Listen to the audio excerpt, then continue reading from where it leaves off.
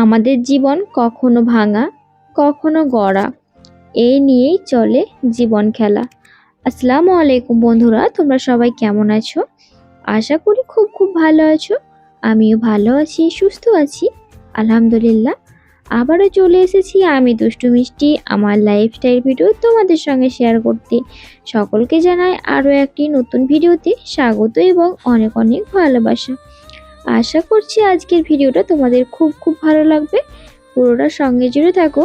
সকলকে জানাই good morning এবং আরও একটি নতুন দিনের শুভেচ্ছা। ঘড়িতে এখন প্রায় 10টা মতো বাজে।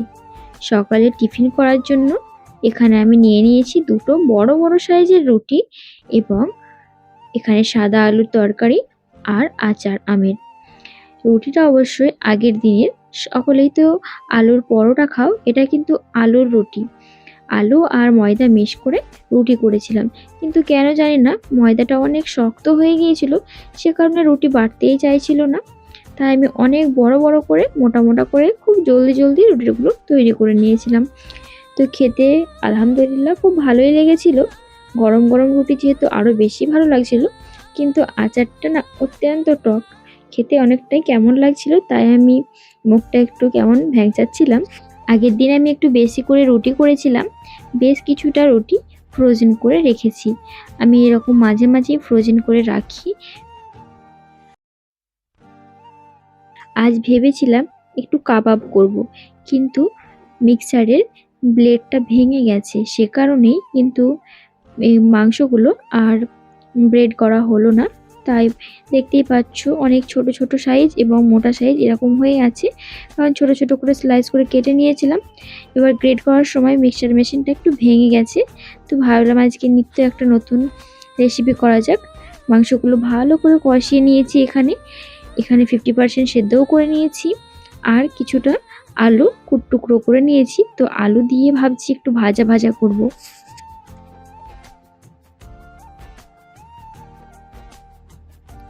আমি তো এই রেসিপিটা ফার্স্ট টাইম ট্রাই করেছিলাম, মাশাআল্লাহ খেতে খুব ভালোই লেগেছিল। এরকম রেসিপি কি তোমরা কেউ খেয়েছো? তো অবশ্যই কমেন্ট করে জানিও। আর না খেয়ে থাকলে একবার ট্রাই করে দেখতে পারো, খারাপ লাগবে না। আশা করি তোমাদেরও ভালোই লাগবে।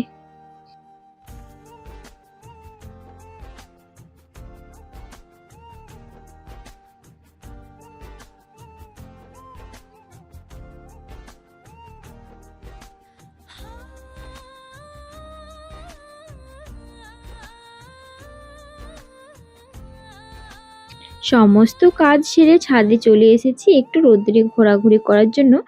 আর আমাদের এখানে মিস্ত্রি দাদারা কাজ করছে, সেই সব কাজগুলো তোমাদের সঙ্গে একটু শেয়ার করার জন্য।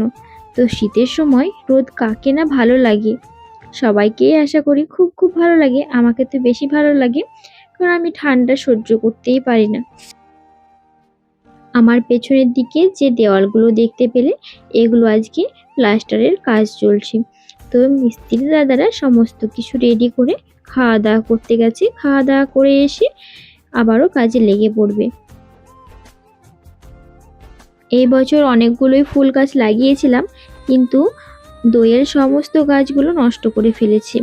আর এখানে দেখতে পাচ্ছ পাথরকুচির গাছ, এটাতেও কিন্তু খুব সুন্দর ফুল ফুটেছে, অনেকটাই দেখতে খুব ভালো লাগছে, তাই তোমাদের সঙ্গে কিছুটা শেয়ার করে নিলাম। এই যে খাওয়া দাওয়া করা হয়ে গেছে, দাদারা চলে এসেছে কাজের জন্য।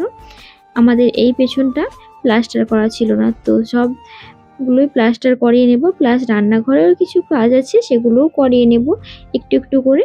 তো আজকে তোমাদের সঙ্গে রান্নাঘরটা শেয়ার করতে পারবো না, পরের ভিডিওতে অবশ্যই শেয়ার করব।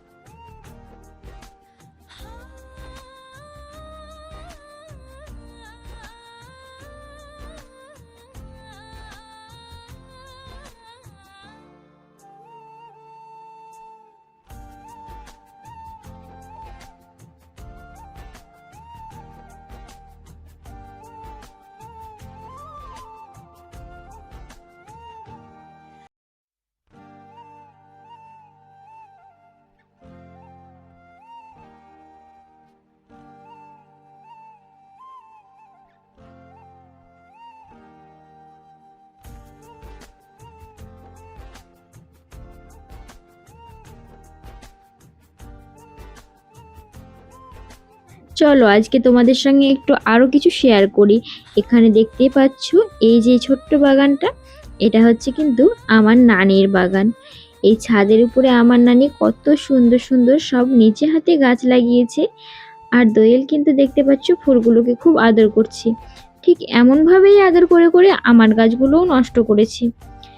তো এখানে ছোলার শাক থেকে শুরু করে পেঁয়াজ, রসুন, বাঁধাকপি এবছর লাগাইনি, বেগুন, আরও বিভিন্ন রকম গাছ লাগিয়েছি, মটরশুঁটি, তারপরে আরও অনেক কিছু ফুল গাছ থেকে, মানে নানি যেটার বীজ পায় না কেন সেটাই রোপণ করে ফেলে। তো এইভাবে একটু একটু করে নানির খুব সুন্দর একটা বাগান তৈরি হয়েছে। তো নানি রেগুলার আমাকে বলে, দেখে আসিস একটু বাগানটা আমার কত সুন্দর হয়েছে। তো তাই দেখতে আসলাম আজকে। ছাদের উপরে বেশি আসা হয় না, নিচে যেহেতু ব্যবহার করি আমার ছাদটা, সেরকম এই উপরের ছাদের প্রয়োজন পড়ে না, তাই আসা হয় না। তো আজ অনেক দিন পর ছাদে আসলাম। চলো আমাদের উপর থেকে আমাদের ছাদটা দেখাই কেমন লাগে তোমাদের। দেখতে পাচ্ছ আমার ছাদটা কত সুন্দর হয়ে আছে, এলোমেলো। কয়েকদিন পর অবশ্য এলোমেলো থাকবে না, সব কিছু একদম নিট অ্যান্ড ক্লিন করে নেব। ছাদের তো প্রত্যেক দিনই আমি পরিষ্কার করি, কিন্তু এত ধুলো কি বলবো। এই যে এখানে দেখতে পাচ্ছ, এখানে একটা লঙ্কার গাছ লাগিয়েছে, পেঁয়াজ গাছ আর একটা বেগুন গাছ। কোনায় কোনায় নানি গাছ লাগিয়ে রেখেছে। আর এখানে টবগুলোতেও কিন্তু ছাড় পায়নি, পুঁই শাক থেকে শুরু করে ছোলার শাক সব কিছুই কিন্তু ছোট্ট ছোট টবে ফুটে উঠেছে এবং একবার করে খাওয়াও হয়ে গেছে সবগুলো।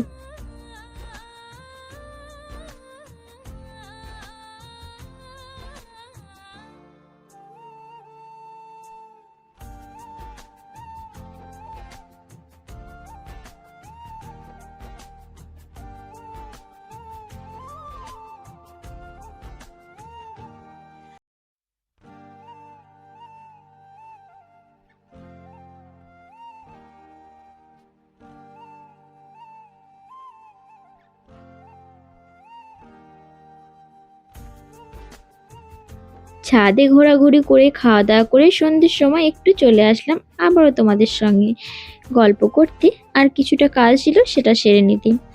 এই যে এখানে কিছুটা দুধের সর জমেছিল, সেগুলো ভাবছি একটু ধুয়ে পরিষ্কার করে ঘি তৈরি করে নেব। আমি বেশিরভাগ কিন্তু হাত দিয়ে মানে এই ঘি নাড়তে খুব আমাকে বিরক্ত লাগে। তো আমি বেশ একটু একটু করে জল দিই আর বারবার করে একটু ব্লেন্ড করি, আর জলটা ফেলে দিই, আবার নতুন একটু জল দিই। অবশ্যই ফ্রিজের জল, নইলে ঘিগুলো তো বেরিয়ে যাবে গরম জল দিলে। তো আমি বারবার করে জলগুলো ফেলে দিচ্ছিলাম, আর একটু করে আবার নতুন করে একটা জল দিচ্ছিলাম, আর আবার একটু করে ব্লেন্ড করে ঘুরিয়ে নিচ্ছিলাম। তো এইভাবে 3-4 বার কিংবা অনেক সময় 5-6 বারও করি, যখন যেমন মানে ঘি থেকে ময়লা বার না হয় ততক্ষণ আমি করেই থাকি। তো এভাবে একটু একটু করে করে করে ঘিটা তৈরি করে নেব। চলো দেখতে থাকো কিভাবে আমি ঘিটা তৈরি করি। এবারে কিন্তু দুধের সরটা খুব কম ছিল, কারণ আমার যে ছোট্ট দোয়েল সোনা আছে, সে কিন্তু ফ্রিজ থেকে দুধের সরগুলো বের করে খেয়ে ফেলে। তো সে কারণে এইবার বেশি দুধের সর হয়নি। আর আমি ওকে খেতেও দিই, ও একটু দুধের সরের সঙ্গে দুধটা খেতে দিলে বেশ ভালোভাবেই খাই।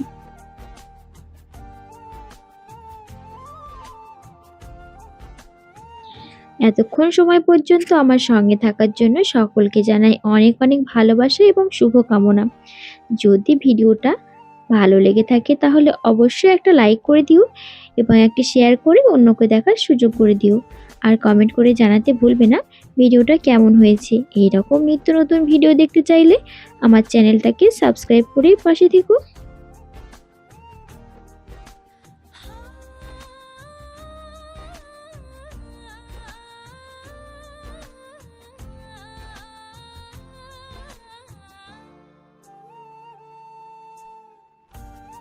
এই যে আমার ঘিগুলো দেখো কত সুন্দরভাবে তৈরি হয়ে গেছে, অনেক ঝামেলা মুক্ত ছাড়াই। যারা বেশিরভাগ হাতে নাড়াচাড়া করতে অপছন্দ আমার মতো, তারা ঠিক এইভাবেই ঘি করবে, দেখবে তোমাদের ঘিটাও খুব সুন্দর হবে এবং একদম কম সময়ের মধ্যে ঘিটা তৈরি হয়ে যাবে।